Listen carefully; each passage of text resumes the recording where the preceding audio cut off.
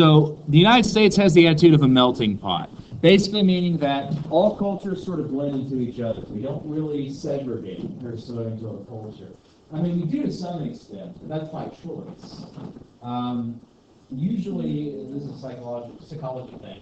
People tend to want to be around people who look like themselves. It's a feeling of kind of, not really animosity, but just being separate that we're not really fond of if we're sitting near people who don't look like us. If you've ever been in a culture where like you're totally the outsider, you understand what I'm talking about. But for the most part, in terms of culture, we're pretty experimentative. We don't really have one single culture, excepting that we kind of want every culture. It's kind of a weird thing, I'd say. It's like, on one hand, you might say, well, we're very separate. We have these things I like and don't like, and that's that. But consider this.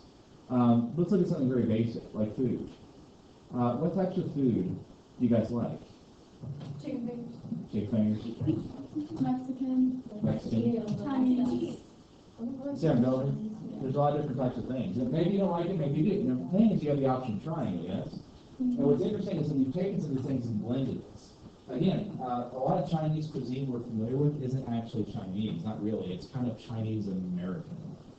Sort of like how, I'm going to say chi-chis, but I'm like, they don't exist really anymore. Tumbleweed. Tumbleweed? That's not Mexican. That's sort of like Tex-Mex, yeah, sure. It's Americanized Mexican food, that's fine. That's what we do. We take it and we run with it, yes? And the thing that's interesting is clothing, we do the same thing. Different fashions and things from around the world, make their way here. Not everything, for sure, but we kind of run with it. Canada, on the other hand, it's really a lot more like a mosaic, if you're going to describe it. You know what a mosaic is in art? So you take a bunch of tiles and make a wider piece, a bigger picture. It's basically from many parts one. They kind of have the attitude of, hey, celebrate your culture. This is actually part of a policy called multiculturalism. Everybody can be proud of where you are, and they don't really push people to integrate. There's a lot of pressure in the United States to integrate. It's not that you're losing everything, but you're also adopting kind of the common culture, which is to say, also language. In Canada, it's very much fragmented. Like, there's areas in Canada where it's like there's only one people, one ethnic group, and like they don't speak English or French there per se. It's like Chinese. There's a lot of Chinese in Vancouver. Like, more Chinese in Vancouver than anywhere else that's not China in the world, type of thing. Seriously. Because during the communist takeover, a lot of Chinese fled because they were afraid of being killed. They went to the nearest place, because again, it's expensive to travel, they could, that wasn't China. Basically, there's a lot of places that were off limits, Russia, Japan, things like that. They went to Canada, Vancouver, it's the nearest place. So they settled there and create this interesting culture there, a little Chinatown. I'll show you a picture in a second. Another thing is that we have what we call individualism in the United States. It's a cultural thing. We tend to have this attitude of, pick yourself up by your bootstraps, be better, be stronger, be better yourself, and everybody's problems are their own issue. Everyone should take care of themselves. It's not like the cowboy mentality, we're going to go out there, we're going to take care of it, we're going to have this, and it's mine, and I'm good. It's not saying I'm not going to help you if you're in need, but I'm not expected to culturally. It's like, if I'm doing it, it's actually quite nice of me, In Canada, they seem to have the attitude that it's all of us, all for one sort of thing. Again, it tends to be more socialized than we are. So, like, for instance, if you look at healthcare in the United States, it's well, everyone's on their own. In Canada, it's the government pays for it. Taxes pay for everything. There's all kinds of different aspects in terms of how they look at this. Like, whereas if you propose to Americans, you say, well, we should go and have the government take care of all medicine. We'll have to pay more taxes if that's okay, because everyone will be okay, and everyone will get the same health care. A lot of Americans aren't cool with that. You know what I mean? There's all kinds of different reasons for that, by the way. It's not just, well, I don't want them to have health care because I'm being very mean. It's also the attitude of, hey, the government doesn't always do the best thing with the money they have. Maybe it's not a good idea to have our health care maintained by the government. Others would say it's not fair for me to have to do that. I'm healthy. Why should I have to pay the same as someone who's chronically ill?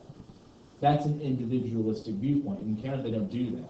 It's, well, but everyone needs it, so the government should just take care of it. You know what I'm saying? It's not one's good, one's bad. It's just different viewpoints. See what I'm saying? Let's talk government. They tend to be way more liberal than we are. You guys know the difference between a conservative and a liberalist? Yeah. Okay. Well, generally speaking, we have a political spectrum. It's a line. Okay. On one end of the spectrum, we have the conservatives. On the other end, we have the liberals. Okay.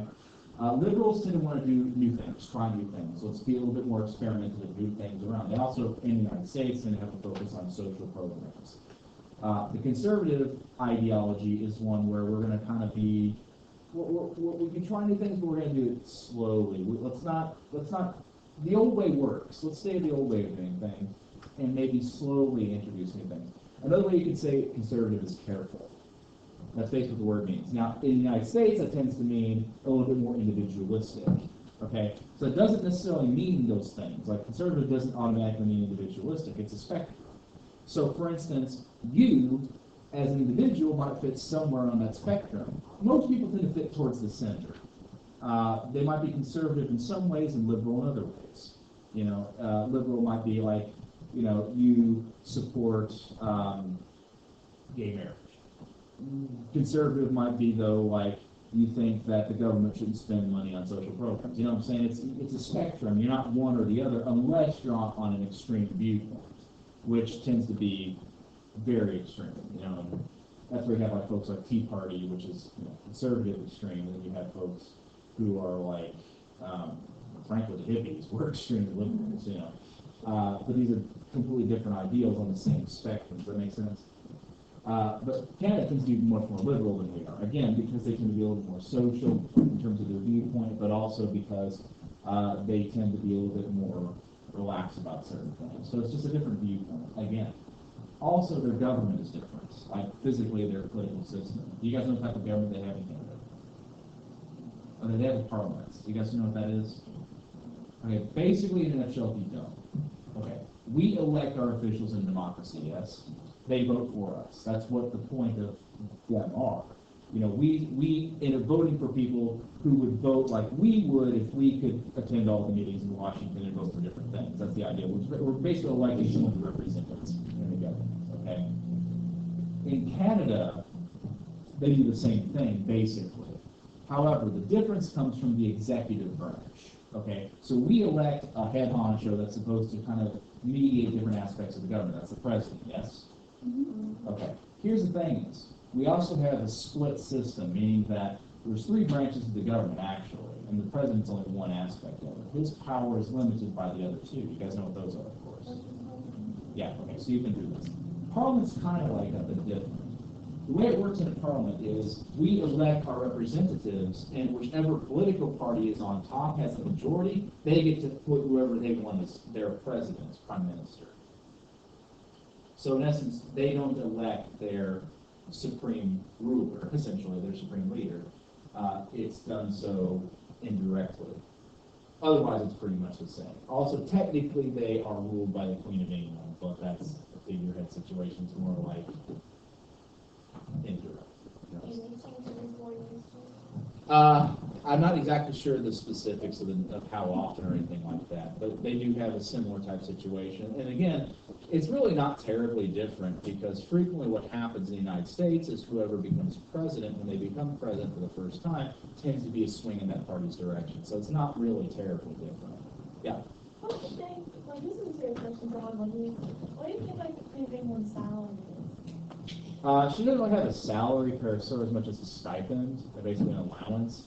And I don't remember the numbers, but I mean, it's enough. Is it large? I mean, it's not compared to some people, though. Like, are they well off? Yeah. Do they really need anything? No, but they're not like, you know, bathing in dollar bills. You know, it's not like Scrooge McDuck. If anyone even knows that reference. I know First what eyes, tails. Anyway, but other than that, I mean, not really as much as you think. Even the president. You know, I mean, if you think about it, the president gets paid $200,000 a year. That's not much when you think about it. I mean, some business like CEOs bring down like 4.4 billion. You know, it's like, yeah. True. They actually get a lot of other perks that end up paying that, but you better believe that he's got a house. You know? And he's independently wealthy. You don't become president to get wealthy. You're president because you're wealthy, you know? You know what I'm saying? How come England has a prime minister and a queen? Because they're a parliament, just like England, or just like Canada is. And again, the Queen doesn't really have any power, not really. They basically lost all their power. They're figurehead status. Basically, the reason they have them is that they're celebrities. That's it. And what's funny is English people make fun of their Queen all the time, but they're very upset if you make fun of their Queen. So it's one of those things. But they almost see them as like a national landmark anymore. It's just something that they have. It'd be like, yeah. It's it's just part of their culture as much as that's thing. They actually hold zero political power anymore. Who's on it all? Queen Elizabeth. Just because you're on a dollar doesn't mean you're in charge. George Washington didn't have to be in charge. But this is Chinatown. I was talking about in Vancouver. And again, if you actually look at the map of Canada, this is what it looks like. You see how it's all fragmented, things like that? Again, that's multiculturalism for you. All right, so let's go on to the next section, why don't we? Movement. I know I said we were covering something else, but we're not. I lied. Actually, I just got things screwed up in my brain. So we're on to movement. Savvy? Let's go on. So, as you guys are getting on, this is movement, in case you've forgotten. Now, there's something we have to understand. Immigration, movement of people, greatly affects countries. I mean, we have been affected in history. We're still affected today. Well, you have to understand there's two different ways we can be affected. Immigration with an I and immigration with an E. An immigrant with an I versus an immigrant with an E. They basically are the same thing. But what's different is an immigrant with an I is someone who's moving to another country, whereas an immigrant with an E is somebody who is moving from a country. So, excuse me. Yeah, okay. So someone who's leaving a country, essentially, just making certain that I didn't screw that up. But here's the thing you'd say. All right, so someone moves from one country to another, yes? From the perspective of their new country, they are an immigrant with an I. From the country they were leaving from, they were immigrants with an E. Both has impacts. So say, for instance, somebody moves from India to the United States. Okay? Now, when they get here, they're going to have an impact, both culturally and in what they do. For one thing, whenever you leave a country, that country can no longer take tax money from you. You're no longer a citizen if you become a citizen of the country. There's all kinds of other things involved, like remittances, where you send money home if you're working abroad. But you're also going to affect the country you're in. For instance, let's talk people who move to various countries to work. Okay? Now, we're talking legal immigration because that's easier to look at right now. Legal immigrants are going to be taxed. That is going to put money into various social programs we have here in the United States. It also means that they benefit from certain benefits from being here. Public education being one of them. So there is a give and take. However, we limit how long people can be here unless they become either A, a naturalized citizen, or marry someone and get a green card. There are work visas, but again, those are temporary. We control who comes into the country. Illegal immigration kind of tries to move around this, and that's a whole other mess. It's really hard to nail down the numbers for this because it's kind of hard to really see. And, we can go on and on about the effects of countries, but really to understand those, we also look at why people move from these countries in the first place.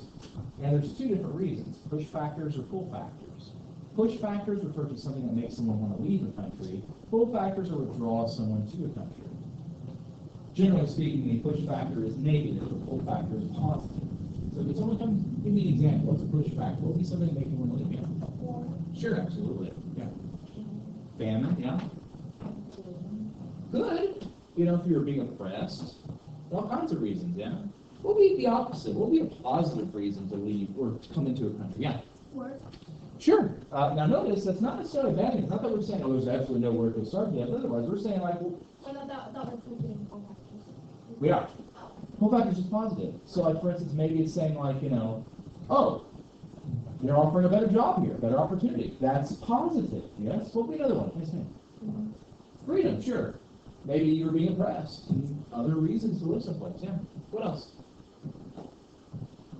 What about love? I was going to say family. Sure, it can be. I mean, there's plenty of people I've known who have moved to another country because they fell in love.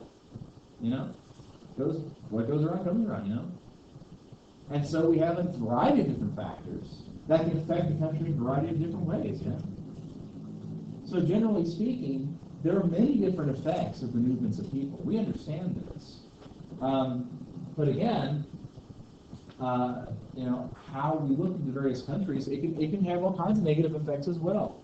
You know, one of the things we look into is the negative effects of illegal immigration into the United States. You know, the negative effects of people coming here. And, you know, one of which is taking care of social services, about paying taxes, things like that, increasing crime, all kinds of things like that. And the simple fact is that it also hurts the country they're leaving, too.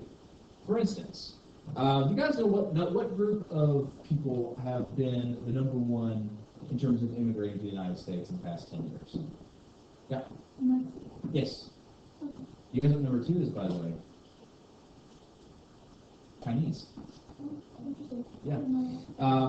Yeah, people never talk about the Chinese coming here. They talk about Mexicans. But the fact is do you guys know why a lot of folks are going to Mexico? Violence and gang activities, the drug cartels, organized crime. Yeah. Well, basically, you have a major problem with crime and violence. There's not enough jobs, and so people either turn to violent ways of trying to make a living, or they go elsewhere. You know, and that's had a major effect. You know, you have a lot of people who are fleeing a country, and that's basically further destabilizing it. You know, the economy is crashing even harder because of it, and so basically, there's a problem with that. You know, not to mention what's known as the brain drain effect. Consider this. Someone leaves one country to attend the United States universities, you know, maybe becomes a doctor, lawyer, something like that. Okay, so they're living here. Maybe they meet someone in college. Or maybe they just really like it here, and they want to stay here. And so they do. There's also the simple fact of, you know, if you're from a developed nation, or developing nation, I mean to say, and you come to a developed nation, you're going to get paid a lot more working in one of these fields in a developed nation than you are going back to developing one. So there's a lot of incentive to stay. Well, think about how that affects the country you came from. Instead of going back and using what you've learned to benefit your society, your original homeland, you're benefiting the society you went to. So we're essentially acting as like a vacuum, sucking out all the most intelligent people. Because it's hard to be a doctor no matter what, you know? It's hard to be this. Now imagine trying to learn all that stuff in a foreign language. You know, we're talking pretty smart cookies here, you know? And we're taking them and integrating into our society and leaving everybody else behind. So this is sort of like sucking the cream of the crop from society, and this has a negative impact, as you can imagine.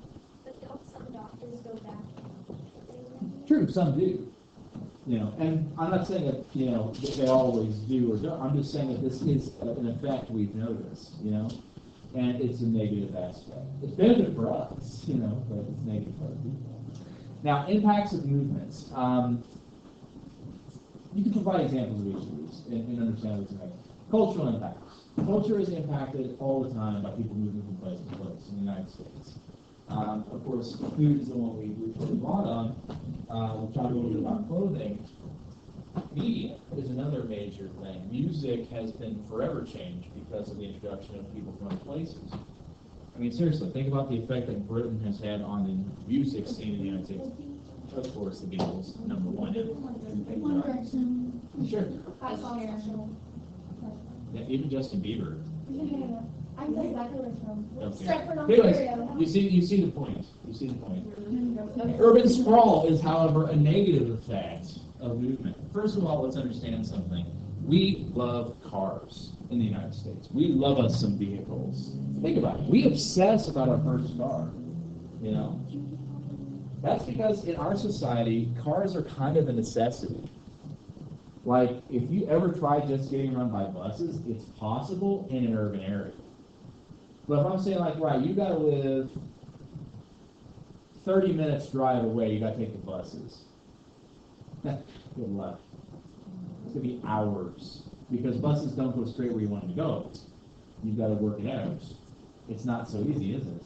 So it's, generally speaking, people who can afford a car will move farther away. We tend to try to move farther away into the suburbs if we can. Now, some people do generally love cities. My sister-in-law, for instance, she loves the city. She moved to like the busiest area of LA, and type stuff like that. And then to New York and then Chicago. So just kind of like she loves her urban environment. But as a general rule, people tend to move farther away if they can. Now, what this does is it puts stresses on the environment because as we move farther out, means we've developed more roads, things like that. We encroach on natural habitats. I guess aware of this, but there's deer in downtown Louisville. Not too long ago, there was a deer down 4th Street. Yeah. Not as many, but they're there. You go in the suburbs, they can be all over the place. Oh, yeah. Yeah, that's the thing is I don't realize how much damage deer do. Deer are like rats. They do a lot of damage every year, and they're a growing population. They're pets, essentially. That's why DNR every year, the past few years, has been expanding the amount of hunting seasons they've allowed. Because they got to bring them down. Right? They do a lot of damage to cars. My father-in-law's been hit twice in the past 3 years. And I say he's been hit because he's been driving and a deer jumps into him. So. Last year. And when you hit them, that's not their car. Oh yeah, they do. They can kill people. One of them walked up to my mom's car and looked her in the eye and So, this is an effect of urban sprawl, not to mention, of course, pollution, all the things that come with constant moving about. But this is something that this is our society, we're a bigger place. I mean, consider driving 3 hours anywhere in the United States. You drive 3 hours in Indiana, you're still in Indiana. You drive 3 hours in Great Britain, you're in Scotland. Or possibly in France. Maybe Belgium if you're at the right angle. We have a different dependence on cars and other things. And actually, it's kind of funny that's affected the engineering in our cars too. Like, for instance, Americans tend to be obsessed with going really fast in a straight line. You look at all American sports cars; they're really good at that. They're not so great at turning. Because why would you need to turn? I mean, seriously, think about I-65. Straight forever. This is kind of how it is.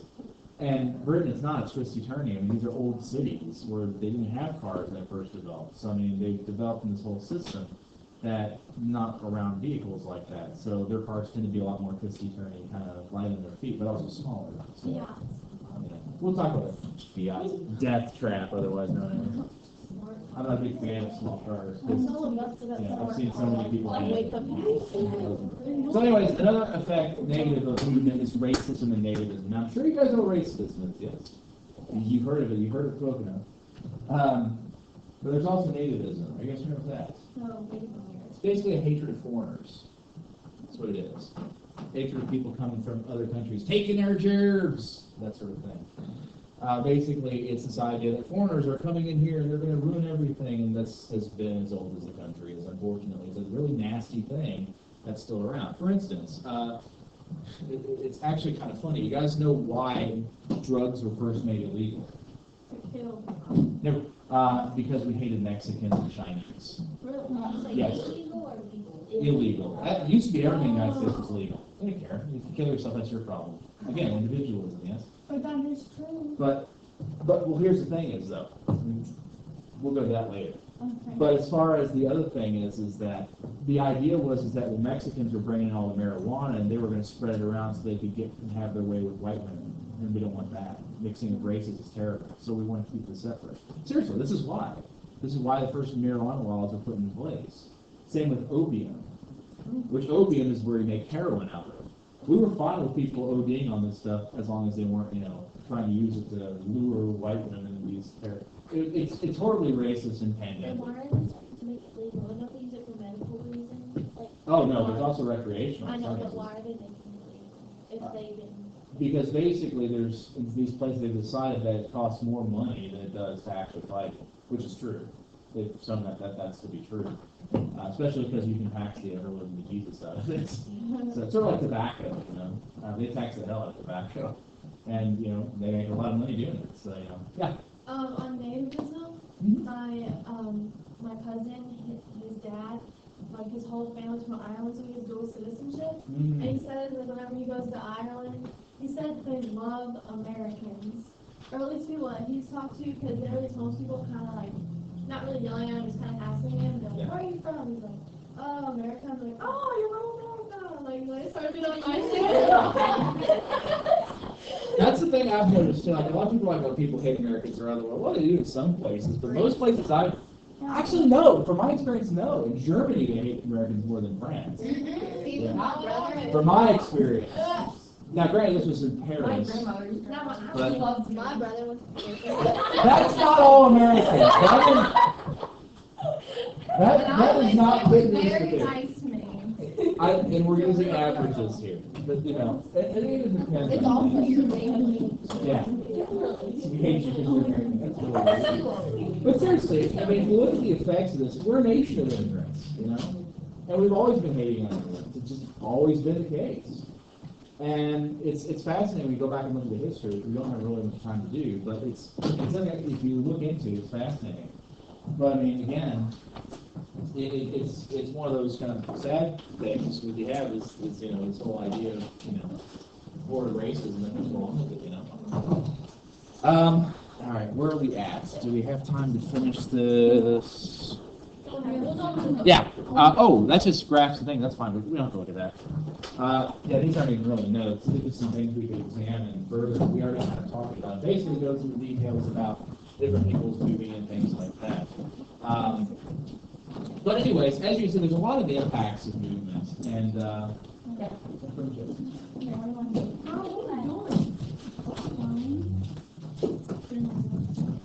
right.